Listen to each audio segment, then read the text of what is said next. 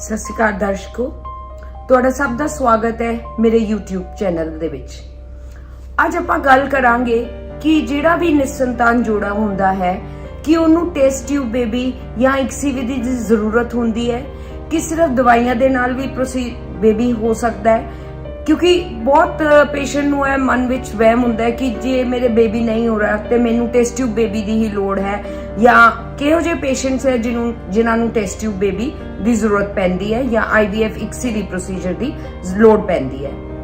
ਸਭ ਤੋਂ ਪਹਿਲਾਂ ਜਿਹੜਾ ਵੀ ਆਪਾਂ ਨਿਸੰਤਾਨ ਕਿਸ ਜੋੜੇ ਨੂੰ ਕਹਿੰਦੇ ਆ, जब 1 साल ਦੇ ਆਪਸੀ ਸੰਭੋਗ ਦੇ ਕਾਰਨ ਜਦ ਪੇਸ਼ੈਂਟ ਪ੍ਰੈਗਨੈਂਟ ਨਹੀਂ ਹੋ ਸਕਦਾ ਤੇ ਉਹਨੂੰ ਆਪਾਂ ਕਹਿੰਦੇ ਆ ਕਿ ਉਹਨੂੰ ਬਾਂਝਪਨ ਦੀ ਸਮੱਸਿਆ ਆ ਗਈ। पर बहुत सारे पेशेंट्स ਇਹੋ ਜਿਹੇ ਵੀ ਹੁੰਦੇ ਆ ਜਿਨ੍ਹਾਂ ਨੂੰ ਪਹਿਲੇ ਹੀ ਛੇਤੀ ਹੀ ਡਾਕਟਰੀ ਸਲਾਹ ਲੈ ਲੈਣੀ ਚਾਹੀਦੀ ਹੈ, ਜਿਵੇਂ ਕਿ ਲੇਟ ਮੈਰਿਜ ਹੋਈ ਹੈ ਜਾਂ ਸੈਕੰਡ ਮੈਰਿਜ ਹੋਈ ਹੈ ਤੇ ਉਹਦੇ ਪ੍ਰੈਗਨੈਂਸੀ ਨਹੀਂ ਹੋ ਰਹੀ ਲੇਡੀ ਦੀ, ਜਾਂ ਫਿਰ ਲੇਡੀ ਨੂੰ ਪਹਿਲਾਂ ਹੀ ਕੋਈ ਮੈਂਸਟਰੁਅਲ ਪ੍ਰੋਬਲਮ ਹੈ ਜਿਹਦੇ ਕਾਰਨ ਪ੍ਰੈਗਨੈਂਸੀ ਨਹੀਂ ਹੋ ਰਹੀ। ਸੋ ਜਿਹੜਾ ਵੀ ਨਿਸੰਤਾਨ ਜੋੜਾ ਆਂਦਾ ਹੈ, ਸਭ ਤੋਂ ਪਹਿਲਾਂ ਉਹਦੇ ਡਿਟੇਲ ਟੈਸਟ ਕਰਨੇ ਬਹੁਤ ਜ਼ਰੂਰੀ ਹੈ, ਕਿਉਂਕਿ ਜਦ ਤੱਕ ਆਪਾਂ ਕਾਰਨ ਹੀ ਨਹੀਂ ਲੱਭ ਸਕਦੇ ਆਪਾਂ ਟ੍ਰੀਟਮੈਂਟ ਡਿਸਾਈਡ ਹੀ ਨਹੀਂ ਕਰ ਸਕਦੇ। ਇਹੋ ਜੀ ਕੋਈ ਗੱਲ ਨਹੀਂ ਕਿ ਪੇਸ਼ੈਂਟ ਆਇਆ, ਪੇਸ਼ੈਂਟ ਕਹੇਗਾ ਜੀ ਮੈਂ ਟੈਸਟ ਟਿਊਬ ਬੇਬੀ ਕਰਾਣਾ ਹੈ, ਪਰ ਨਹੀਂ, ਬਹੁਤ ਸਾਰੇ ਇਹੋ ਜਿਹੇ ਪੇਸ਼ੈਂਟਸ ਹੁੰਦੇ ਆ ਜਿਨ੍ਹਾਂ ਨੂੰ ਦਵਾਈਆਂ ਦੇ ਨਾਲ ਵੀ ਪ੍ਰੈਗਨੈਂਸੀ ਹੋ ਸਕਦੀ ਹੈ, ਜਾਂ ਇੱਕ ਸਿੰਪਲ ਪ੍ਰੋਸੀਜਰਸ ਹੁੰਦੇ ਆ ਜਿਵੇਂ ਕਿ IUI ਦਾ ਵੀ ਪ੍ਰੋਸੀਜਰ ਹੁੰਦਾ ਹੈ ਜਿਹਦੇ ਨਾਲ ਕਿ ਪ੍ਰੈਗਨੈਂਸੀ ਹੋ ਸਕਦੀ ਹੈ। ਸੋ ਇੱਕ ਡਿਟੇਲ ਜਾਂਚ ਹੋਣੀ ਹਸਬੈਂਡ ਵਾਈਫ ਦੀ ਬਹੁਤ ਜ਼ਰੂਰੀ ਹੈ। ਸੈਕਿੰਡ ਆਪਾਂ ਦੇਖਾਂਗੇ ਕਿ ਕੀ ਨੁਕਸ ਆਂਦਾ ਹੈ। ਪੇਸ਼ੈਂਟ ਨੂੰ ਬਹੁਤ ਜ਼ਿਆਦਾ ਟਾਈਮ ਟੈਸਟਾਂ ਵਿੱਚ ਨਹੀਂ ਵੇਸਟ ਕਰਨਾ ਚਾਹੀਦਾ, ਕਿਉਂਕਿ ਜਿਹੜਾ ਟਾਈਮ ਹੈ ਬਹੁਤ ਪ੍ਰੈਸ਼ੀਅਸ ਹੁੰਦਾ ਹੈ। ਪੇਸ਼ੈਂਟ ਨੂੰ ਮੈਂਟਲ ਸਟ੍ਰੈਸ ਹੁੰਦਾ ਹੈ, ਸੁਸਾਇਟੀ ਦਾ ਸਟ੍ਰੈਸ ਹੁੰਦਾ ਹੈ, ਰਿਲੇਟਿਵਸ ਦਾ ਸਟ੍ਰੈਸ ਹੁੰਦਾ ਹੈ ਇੱਕ ਲੇਡੀ ਨੂੰ।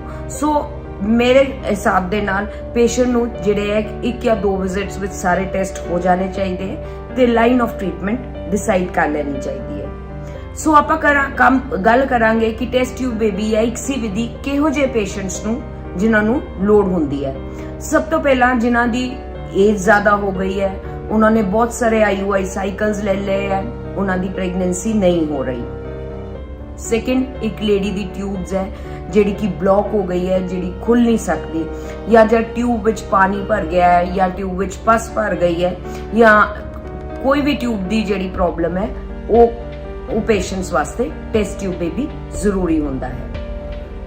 ਉਹਨਾਂ ਨੂੰ ਟਾਈਮ ਨਹੀਂ ਵੇਸਟ ਕਰਨਾ ਚਾਹੀਦਾ।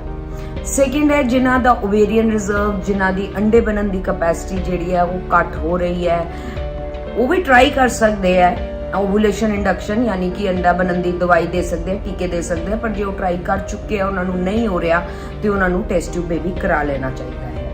ਸੈਕੰਡਲੀ, ਜਿਹੜੇ ਕਿ ਹੁਣ ਮੇਲ ਪ੍ਰੋਬਲਮ ਹੈ, ਜਿਨ੍ਹਾਂ ਦੇ ਸਪਰਮ ਕਾਊਂਟ ਬਹੁਤ ਘੱਟ ਹੈ, ਉਹਨਾਂ ਨੇ ਬਹੁਤ ਸਾਰੀ ਦਵਾਈਆਂ ਖਾ ਲਈਆਂ, ਜਾਂ ਜਿਨ੍ਹਾਂ ਦੇ ਨਿਲ ਸ਼ੁਕਰਾਣੂ ਹੈ, ਇਹੋ ਜਿਹੇ ਕੇਸਿਸ ਵਿੱਚ ਵੀ IVF ICSI ਪ੍ਰੋਸੀਜਰ ਜਿਹੜਾ ਹੈ ਬਹੁਤ ਹੈਲਪਫੁਲ ਹੁੰਦਾ ਹੈ। ਪੇਸ਼ੈਂਟ ਨੂੰ ਉਸ ਪ੍ਰੋਸੀਜਰ ਦੇ ਵਾਸਤੇ ਡਰਨਾ ਨਹੀਂ ਚਾਹੀਦਾ, ਉਹਨੂੰ ਸਹੀ ਟਾਈਮ ਤੇ ਕਰਾ ਲੈਣਾ ਚਾਹੀਦਾ ਹੈ। ਸੋ ਇਹ ਮੇਨ ਰੀਜ਼ਨਸ ਹੈ ਜਿਹਦੇ ਕਾਰਨ ਪੇਸ਼ੈਂਟ ਨੂੰ ਟੈਸਟ ਟਿਊਬ ਬੇਬੀ ਦੀ ਲੋੜ ਪੈ ਸਕਦੀ ਹੈ। ਆਪਾਂ ਗੱਲ ਕਰਾਂਗੇ ਕਿ ਟੈਸਟ ਟਿਊਬ ਬੇਬੀ ਹੁੰਦਾ ਕੀ ਹੈ, ਕਿਵੇਂ ਕੀਤਾ ਜਾਂਦਾ ਹੈ, IVF ICSI ਕੀ ਹੁੰਦਾ ਹੈ, ਉਹਦੇ ਵਿੱਚ ਕੀ ਡਿਫਰੈਂਸਸ ਹੁੰਦੇ ਹੈ। ਸੋ ਬੇਸਿਕਲੀ ਜਿਹੜਾ ਡਿਫਰੈਂਸ IVF ICSI ਵਿੱਚ ਹੁੰਦਾ ਹੈ ਉਹ ਇੱਕ ਲੈਬੋਰਟਰੀ ਪ੍ਰੋਸੀਜਰ ਹੁੰਦਾ ਹੈ। ਇਹਦੇ ਵਿੱਚ ਲੇਡੀ ਦੇ ਐਗਸ ਤਿਆਰ ਕੀਤੇ ਜਾਂਦੇ ਹੈ, ਅਲਟਰਾਸਾਊਂਡ ਦੇ ਜ਼ਰੀਏ ਉਹ ਐਗਸ ਕੱਢੇ ਜਾਂਦੇ ਹੈ। ਫਿਰ ਜਿਹੜਾ ਭਰੂਣ ਵਿਗਿਆਨਿਕ ਹੈ ਉਹ ਲੈਬੋਰਟਰੀ ਵਿੱਚ ਕੰਮ ਕਰਦਾ ਹੈ ਤੇ ਇੱਕ ਐਗ ਤੇ ਇੱਕ ਸਪਰਮ ਦਾ ਮਿਲਨ ਕਰਾ ਕੇ ਭਰੂਣ ਤਿਆਰ ਕਰਕੇ ਲੇਡੀ ਦੇ ਬੱਚੇਦਾਨੀ ਦੇ ਅੰਦਰ ਰੱਖਿਆ ਜਾਂਦਾ ਹੈ। ਬੇਸਿਕਲੀ ਇਹ ਪੇਨਲੈਸ ਪ੍ਰੋਸੀਜਰ ਹੈ, ਜਿਹੜਾ ਕਿ ਅੰਡੇ ਕੱਢੇ ਜਾਂਦੇ ਆ ਉਹ ਸੈਡੇਸ਼ਨ ਦੇ ਅੰਦਰ ਕੱਢੇ ਜਾਂਦੇ, ਬਾਕੀ ਪੇਸ਼ੈਂਟ ਨੂੰ ਕੋਈ ਡਰਨ ਦੀ ਲੋੜ ਨਹੀਂ ਹੁੰਦੀ।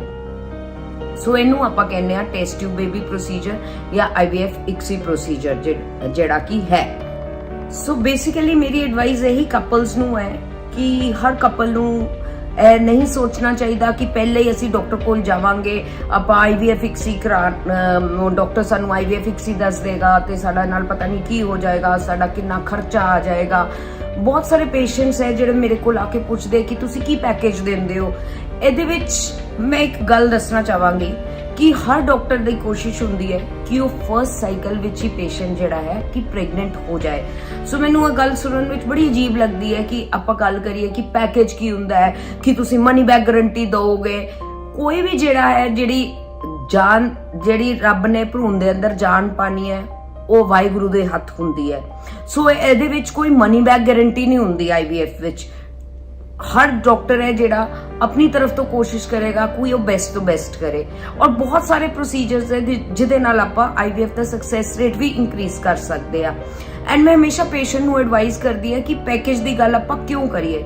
ਮੰਨ ਲਓ ਇੱਕ ਪੇਸ਼ੈਂਟ ਦਾ ਸਾਈਕਲ ਫੇਲ ਹੋ ਗਿਆ ਹੈ ਤੇ ਅਸੀਂ ਸਾਡੇ ਹਸਪਤਾਲ ਵਿੱਚ ਐਮਬ੍ਰੀਓ ਫ੍ਰੀਜ਼ਿੰਗ ਦੀ, ਪ੍ਰੂਨ ਫ੍ਰੀਜ਼ਿੰਗ ਦੀ ਫੈਸਿਲਿਟੀ ਹੈ, ਜਿਹਦੇ ਕਈ ਵਿੱਚ ਆਪਾਂ ਜਿਹੜਾ ਪੇਸ਼ੈਂਟ ਨੂੰ ਨੈਕਸਟ ਸਾਈਕਲ ਹੋਏਗਾ ਉਹਦੇ ਨਾ ਟੀਕੇ ਲੱਗਣੇ ਹੈ, ਨਾ ਕੋਈ ਫਾਈਨੈਂਸ਼ੀਅਲ ਸਟ੍ਰੈਸ ਆਣਾ ਹੈ, ਨਾ ਉਹਨੂੰ ਕੋਈ ਇਮੋਸ਼ਨਲ ਸਟ੍ਰੈਸ ਆਣਾ ਹੈ, ਜਿਹੜਾ ਫਿਜ਼ੀਕਲ ਟਰਾਮਾ ਉਹ ਫੀਲ ਕਰਦੀ ਹੈ ਉਹ ਵੀ ਨਹੀਂ ਹੋਏਗਾ। ਸੋ ਮੈਂ ਹਮੇਸ਼ਾ ਪੇਸ਼ੈਂਟ ਨੂੰ ਕਹਿੰਦੀ ਹਾਂ ਇੱਕ ਪੋਜ਼ਿਟਿਵ ਐਟੀਟਿਊਡ ਰੱਖਣਾ ਚਾਹੀਦਾ ਹੈ।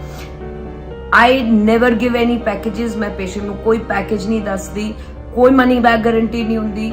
ਆਪਾਂ ਆਪਣੀ ਤਰਫ ਤੋਂ ਪੂਰੀ ਕੋਸ਼ਿਸ਼ ਕਰਦੇ ਆ ਕਿ ਜਿਹੜਾ ਕਪਲ ਆਏ ਸਾਡੇ ਕੋਲੋਂ ਜੇ ਵਿਸ਼ਵਾਸ ਰੱਖ ਕੇ ਆਏਗਾ, ਡਾਕਟਰ ਦੀ ਸਹੀ ਸਲਾਹ ਮੰਨੇਗਾ ਤੇ ਉਹ ਬੇਬੀ ਲੈ ਕੇ ਜਾ ਸਕਦਾ ਹੈ।